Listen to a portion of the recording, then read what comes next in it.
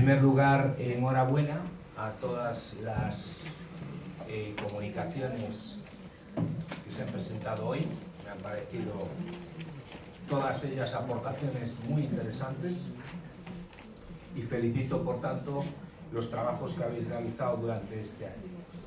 A continuación, me complace presentar al doctor Alejandro Gómez Herrero, vocal de comunicación audiovisual de Antrosana, en España, una asociación que está haciendo una labor encomiable y admirable, y nos va a dar una conferencia, Alejandro Gómez, sobre los métodos analíticos y modelos de representación en medicina antroposófica y en medicina coloidológica, el paciente y su problemática de la comprensión de sus análisis. Y va a hacernos un recorrido histórico, porque es importante conocer en ese recorrido histórico de dónde viene y hacia dónde vamos. O sea que muchísimas gracias al doctor Alejandro Gómez Herrero y le cedo la palabra. Creo que es mejor que hable desde la tribuna, así lo escucharemos. Gracias.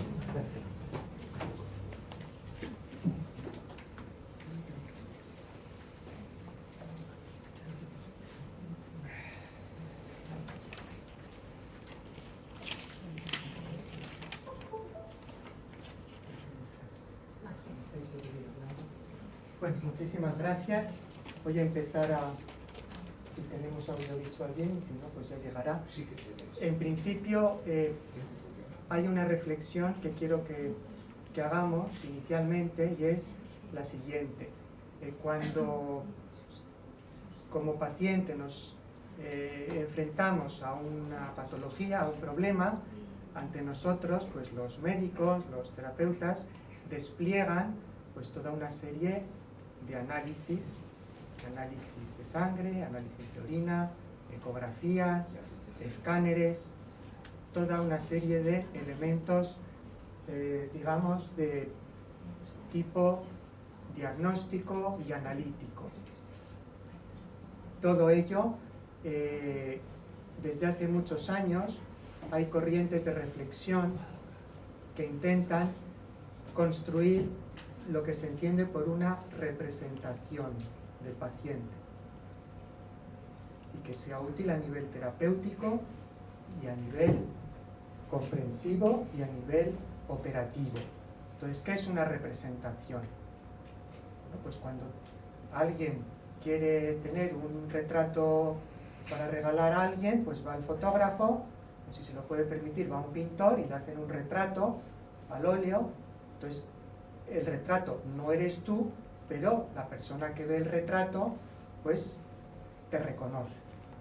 Entonces, en medicina se intenta crear representaciones que tengan la suficiente información, tanto para el médico como para el paciente, para reconocerle, para comprenderlo y para ser operativos terapéuticamente.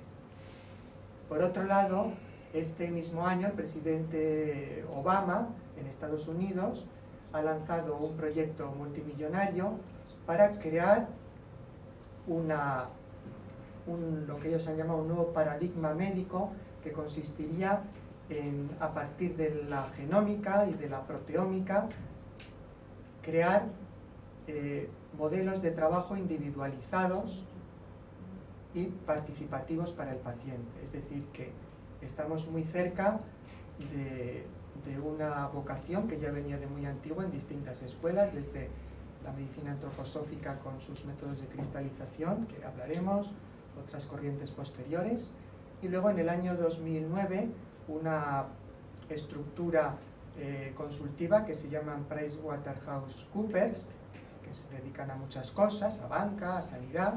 Pues ellos, a nivel prospectivo, analizan la realidad, analizan tendencias, y ellos lanzaron la reflexión de que el futuro del inicio del siglo XXI sería el desarrollo de una medicina que tendría que ser individualizada, que tendría que ser participativa que tendría que tener unas características representacionales en los modelos analíticos a crear para ser más operativos. Y ello desde dos disciplinas, que son la genómica, el mapa genoma humano, y la proteómica. ¿Qué es la proteómica? La proteómica es en lo que hoy en día están invirtiendo y trabajando todas las comunidades científicas que trabajaron anteriormente en el proyecto Genoma Humano. La proteómica es, digamos, la genómica. La genómica es la estructura fija intracelular de nuestra herencia, de nuestra memoria, lo que da el color a nuestros ojos, al pelo, lo que de alguna manera programa nuestra estructura corporal. Y la proteómica es la expresión dinámica de aquello que está circulando en la sangre.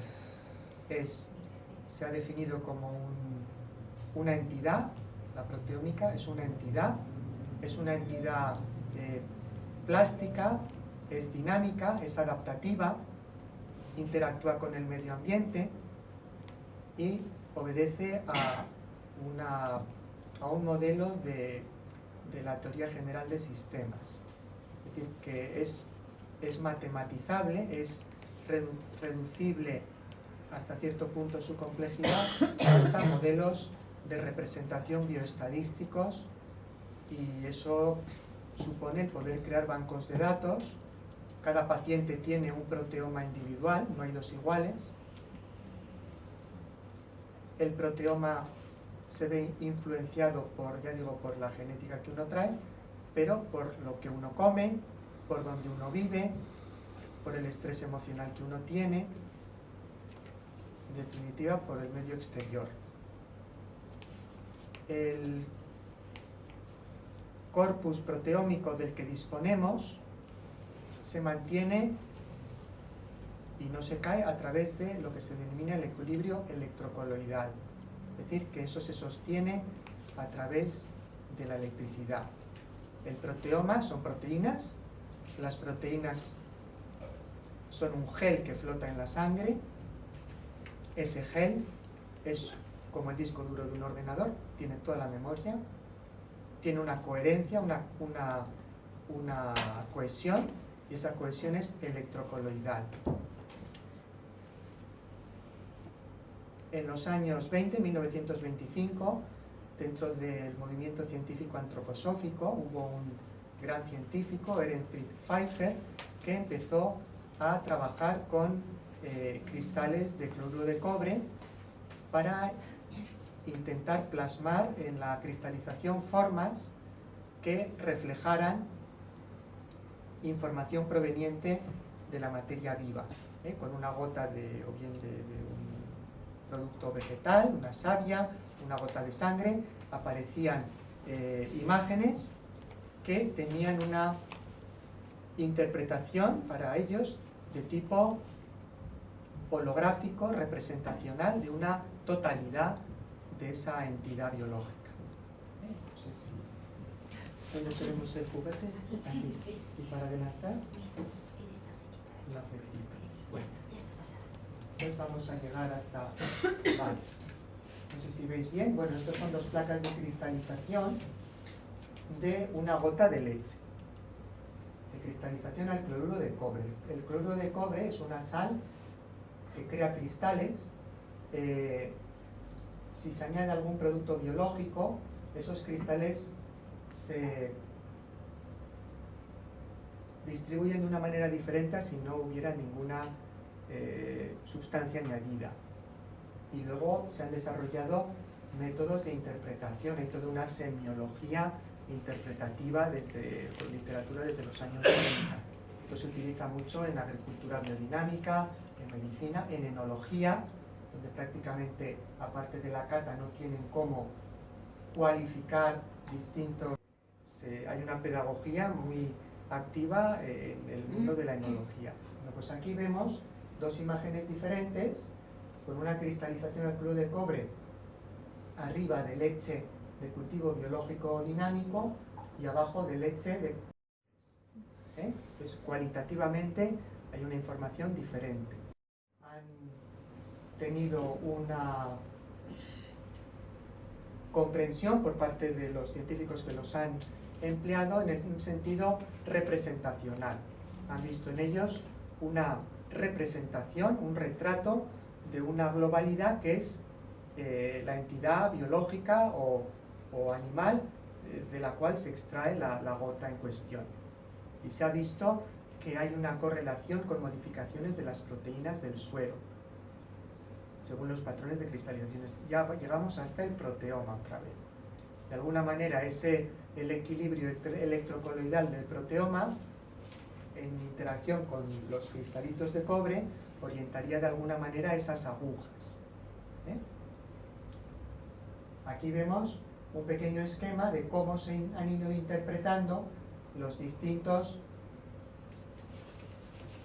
o las distintas anomalías o los distintos elementos distorsionadores de una estructura llena de agujas, formas abiertas, romboidales, triangulares. Todo esto es una semiología que acerca pues, a una interpretación de órganos, de inflamaciones, incluso de una predicción en el tiempo. Los estudios que se han hecho sobre todo en Francia últimamente, con grandes poblaciones en hospitales, han hablado del elemento predictivo, es decir, años antes de que se manifieste una patología, el proteoma y luego la placa de cristalización ya presenta la alteración, que va a venir después. Hay el anuncio previo, es decir, que el proteoma es predictivo. El proteoma es la base de datos, es el disco duro donde un programa está fabricando una enfermedad. Esa enfermedad se plasma en proteínas, en un lenguaje proteico, y eso después, tal vez mucho después, se materializa en forma de enfermedad. Si somos capaces de tener una información previa, con tiempo, está la posibilidad de la marcha atrás. El proteoma es plástico, es modelable, es reversible, es una dimensión en la que se puede terapéuticamente transformar esas tendencias. Entonces, este es un poco el espacio en el cual se quiere crear un modelo predictivo, preventivo y participativo del paciente. Participativo en el sentido de que el paciente tiene que conocer su información, saber ser ahí representado y reconocer su cuadro, su retrato del momento y trabajar él, con ayuda de los terapeutas, pero trabajar él en la reversión. Y tiempo después repetir este test o otro tipo de test que existen, hay distintas líneas de trabajo, y ver el camino recorrido, el retroceso. O sea, todo esto es un nuevo paradigma médico que se está desarrollando. Con estas placas de cristalización se ha creado una topografía orgánica, es decir, que el organismo está representado, los riñones, el corazón, el estómago, una topografía. Esto es como un holograma representacional, igual que lo podemos tener en auriculoterapia, con el oído, etc. Sobre todo la investigadora francesa Marie-Thérèse Piva ha trabajado muy a fondo en crear programas informáticos de interpretación de estos test, y también en la Universidad de Kassel hoy en día hay un equipo de investigación que han creado programas de interpretación de estas formas y que todo esto de alguna manera sea operativo ya en un plano bioinformático. Eso en cuanto a los test de cristalización. O sea que hay toda una posibilidad de desarrollo. Otro tipo de test son los test llamados de floculación. Es decir, que el proteoma del que hemos hablado se obtiene centrifugando el suero del paciente. En este suero, que está en un equilibrio electrocoloidal esas proteínas están flotando como en lavavajillas en el agua, y eso se llama un coloide en equilibrio. Bueno, pues si ahí vamos introduciendo reactivos, desde el zumo de limón, acetato de cobre, hasta cualquier reactivo químico, hay grupos de esas proteínas que se van al fondo y esas proteínas han precipitado. Se le dice que han floculado, han formado unos copos y se han ido al fondo. Bueno, pues es otra manera de ir aislando fracciones de ese proteoma. Y con este método, desde los años 70, con unos análisis muy primitivos al principio, con unas representaciones estadísticas de desviación, se fue llegando hasta unos modelos de tipo biomatemático en forma de curvas bioestadísticas. A la izquierda tenemos una curva de un paciente en un estado de salud, tiene una estructura como de V, dentro de una desviación de más o menos 0,5, en cuanto a una población sana, que debiera de estar ahí estadísticamente, con todo el proteoma dividido en 55 test de precipitación. No se ve muy bien, pero en rojo aparecería toda la dimensión del colesterol, con el cual se puede leer pues, todo el metabolismo del hígado, de las grasas, pero también todo el psiquismo, toda la emocionalidad. Nuestra emocionalidad depende de las grasas. Nuestro cerebro está hecho de grasa, de esfingomielinas, y según dónde en el paciente, si a la izquierda o a la derecha estén ciertos parámetros rojos, sabemos de esa persona que va a ser introvertida, que va a ser difícil para la relación social o que va a caer en estados depresivos al mínimo estrés biológico. Y eso se asocia a ciertas lipoproteínas a la baja. Mientras esas lipoproteínas no las hagamos subir, ese patrón emocional no se modifica. Y al contrario, si tenemos esos test rojos muy elevados a la derecha, pues es el paciente agresivo, violento, el niño hiperactivo en clase, que no se concentra, toda la dimensión de lo psicótico, la psiquiatría autodestructiva, las epilepsias. Yo estoy acostumbrado a ver muchas epilepsias infantiles, todas tienen disparadas el test de las lipoproteínas, el fenómeno en concreto. Si lo haces bajar, de 40 epilepsias en niños con graves problemas, se reduce a una o a ninguna al día. Estos test tienen luego la explotación terapéutica asociada, es decir, que esas proteínas a las cuales sabemos qué patologías están asociadas según donde estén en las curvas, aparte de que hay una fitoterapia, y ya sabemos si hace subir o bajar ciertas familias de proteínas, tenemos la posibilidad de crear la antifracción. Con ese grupo de proteínas se inyecta un equino, a un caballo, el caballo fabrica anticuerpos, esos anticuerpos se homeopatizan, eso se convierte en un remedio homeopático que luego se constata que hace bajar grupos de proteínas que estaban preparando una enfermedad. A la derecha vemos una gran patología con una serie de parámetros muy disparados a la derecha. Y todo lo que es destructivo, lo que es patológico grave, desde una enfermedad autoinmune hasta el cáncer, todo se dispara en una hiperfloculación. Aquí en estas curvas lo que se mide básicamente es la densidad óptica de las proteínas, que es su forma al paso de un haz de luz. Esto es una representación. Un paciente a la derecha con un buen balance de gestión emocional y de salud en un entorno, y a la derecha pues una situación caótica. Cuanto más se abre la curva, más nos alejamos de la salud. Y cuando alguien está próximo a su final, se dispara todo y ya no hay manera de hacerlo bajar. Hagas lo que hagas. Y luego hay otra cuestión importante. Se trata de dos ejemplos de fibromialgia, con dos curvas que no tienen nada que ver una con otra, con dos tratamientos que lógicamente no tendrían que ver uno con otro. La individualización. Sí. No existe ya desde este nuevo concepto la enfermedad como un logos con una estructura fija de terapia. No, es que no hay. Cada paciente es una entidad única aunque tengan su etiqueta de fibromialgia, nunca se pueden tratar igual, no tienen nada que ver, son dos realidades sin nada que ver. Las lipoproteínas de la derecha están disparadas, de la izquierda están hundidas, y las lipoproteínas son la clave de la neurología, de todo lo neuromuscular. En uno habrá que bajarlos y en otro habrá que subirlos. O sea, hay que individualizar.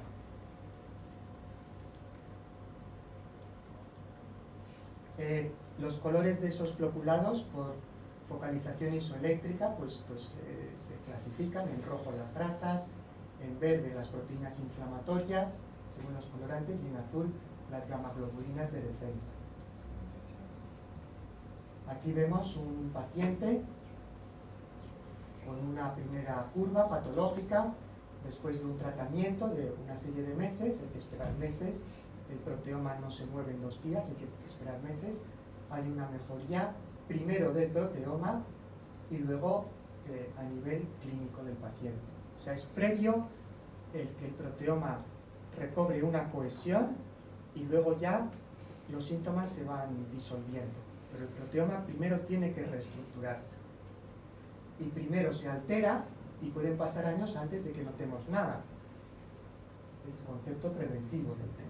Entonces, como conclusión, entender que el medio interno, a través de estos métodos analíticos, ya con un bagaje informatizado, con un concepto de querer representar, que accedan a esta nueva dimensión del proteoma en modelos biomatemáticos que el paciente pueda comprender con esas formas y que sean utilizables por el médico, pues tiene que ser una herramienta que nos aproxime hacia esa medicina P4 que ahora ha propugnado Obama y todos estos líderes, para personalizar, ser predictivos, ser preventivos y participativos por parte del paciente. Bueno, pues hasta aquí. Muchísimas gracias.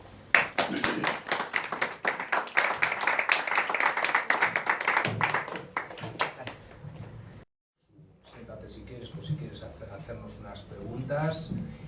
Yo creo que esto es un tema de máxima actualidad.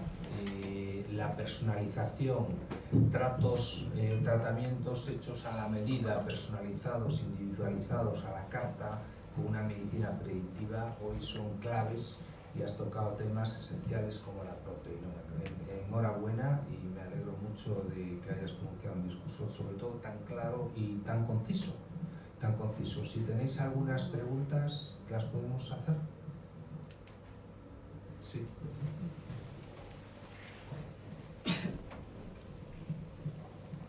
Buenas tardes. En primer lugar, darte enhorabuena. Creo que yo no sabía nada de esto y creo que me he enterado de algo. O sea, creo que lo has hecho muy bien. Me gustaría saber, en primer lugar, si hay algún instituto o hay algún, aparte de la universidad que has comentado, ¿cómo era? ¿Lancaster? Universidad de Kassel, en Alemania, sí. Si hay algún repositorio donde se puedan consultar las investigaciones las últimas investigaciones sobre esto, sobre todo pues para poder acceder a ello. Sí. Hay toda una, yo os he facilitado al instituto, les he facilitado un gran PDF con una versión de artículo científico con toda la bibliografía y referencias y enlaces. Y si te lo podrían facilitar, pues podemos facilitar, ahí está todo en forma de un artículo con toda la bibliografía y todas las referencias. Sí. Hablas con Vanessa, y las personas además que queráis localizar al doctor Gómez Herrero, Vanessa os pone en contacto con él sin ningún tipo de problema. Y luego, desde el punto de vista más operativo del día a día, yo ya estoy pensando en investigaciones. Sí. Entonces, este tipo de test, ¿dónde se realizan y si serían caros o no, si sería realmente factible hacer una investigación? Nosotros trabajamos sobre todo con actividad física. Sí. Entonces tenemos acceso a varios programas de salud pública, de preventivos, de actividad física. Entonces yo creo que en este caso en concreto sería muy interesante tener esta información antes de comenzar el programa y poder hacer un seguimiento si realmente está teniendo efecto la actividad física sobre Es muy sencillo, hay laboratorios, yo os he hablado de lo que yo más conozco a nivel práctico. Yo soy médico práctico, médico generalista, y desde hace 30 años utilizo pues estos test para todos mis pacientes. Al principio teníamos un laboratorio en Alemania, proteómica, luego en París, y ahora tenemos un laboratorio al que se mandan los sueros a Bruselas. Es muy sencillo, no hace falta más que 3 mililitros de suero centrifugado en el tubo de plástico neutro, se remite a un laboratorio de Bruselas y a las 2 o 3 semanas se recibe un dossier bastante denso con una curva de este tipo y un dossier explicativo de una base de datos bibliográfica, y luego hay libros, se han publicado libros. Hay un libro en francés muy denso del doctor Raymond, que es quien creó este método en el año 71. Hay otro libro que han sacado ahora los colegas alemanes. Hay una página web con muchísima documentación y es un test sencillo por la operativa. A través de cualquier sistema de mensajería el suero se puede mandar a un laboratorio que hay en Valencia, no se estropea. Una vez que se hace la centrifugación el suero es estable mucho tiempo y se remite y ya está. Y el coste de estos análisis creo que están ahora en 98 euros, algo así debe ser, con algún euro más de gastos de envío. Sí. Estos test, yo en la práctica mía de la consulta, para mí tienen una vigencia al menos de 1 año, dependiendo de las patologías. Luego también depende del patrón de test. Hay pacientes que tienen sus curvas completamente a la izquierda, no tienen nada a la derecha, no hay Vs ideales. Ese tipo de pacientes son pacientes de constitución hipotónica, son personas delgadas, de tensión baja, de metabolismo basal bajo, y estos test se mueven muy lentos en el tiempo. En cambio, si tienes test muy elevados a la derecha, hay cada 6 meses, es interesante porque hay una gran reactividad inmunológica, hay anticuerpos disparados, hay proteínas inflamatorias disparadas que hay que constatar cómo estás haciendo bajar. Esos se mueven más deprisa. Y luego hay grupos de proteínas que pueden moverse en poco tiempo. Las glicoproteínas inflamatorias, por ejemplo, después de un maratón, pues van a estar disparadas y 4 días después han vuelto a bajar. Entonces se puede constatar un movimiento rápido de ciertas proteínas de tipo inflamatorio, de tipo reactivo, vinculadas a un esfuerzo puntual. Por otro lado, en los test hay una capacidad de lectura en órganos, nivel de operatividad de cada órgano del cuerpo, hígado, intestino, cerebro, bazo, en fin, hay una semiología que test por test nos informa muy detalladamente de cada órgano, aparte de la anécdota que os he comentado de la psicoemocionalidad, que es algo muy espectacular, porque ¿quién iba a decir que en la sangre pues está metido si rompemos platos o no cuando discutimos en casa, ¿no? O si nos metemos en el cuarto a oscuras? Pues es que está en la sangre, es una memoria proteómica, y es una lectura con una capacidad de comprensión para el paciente y de operatividad para el médico que es de ciencia ficción. Y hoy en día Obama quiere que esto salga adelante. Están con esto no sé si lo conocen, es un test muy antiguo, pero ellos quieren ir por esa línea, la personalización. Ya para finalizar.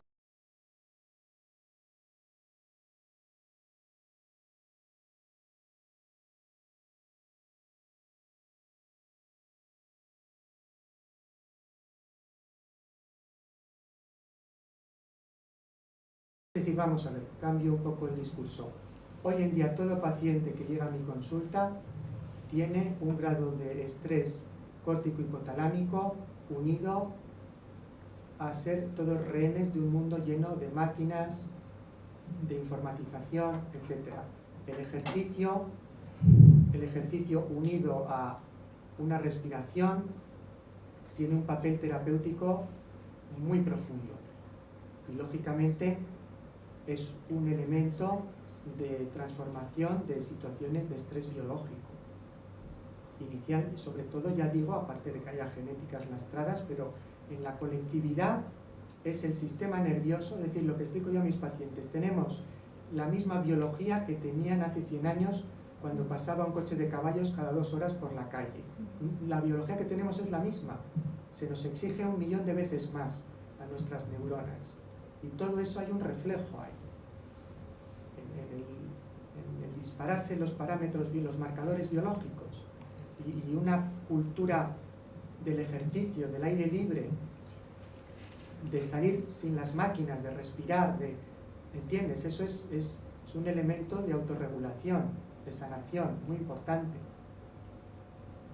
Nosotros hicimos estudios hace años con grandes grupos de colectivos que hacían yoga y ver cómo eran los test antes, después, y había una armonización de los parámetros, porque hay un cambio de electricidad cerebral, ondas alfa, ondas beta, hay un cambio de electroencefalograma cuando se está en estados de relajación.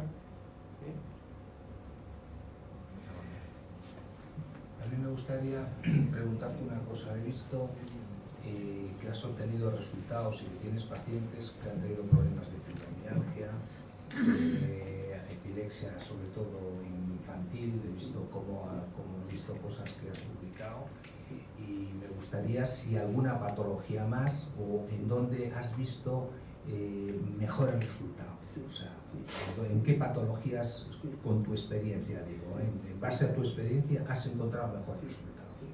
Pues sobre todo en lo que es el concepto de las enfermedades autoinmunes, que es la piedra dura de roer, ¿verdad?, de la terapia.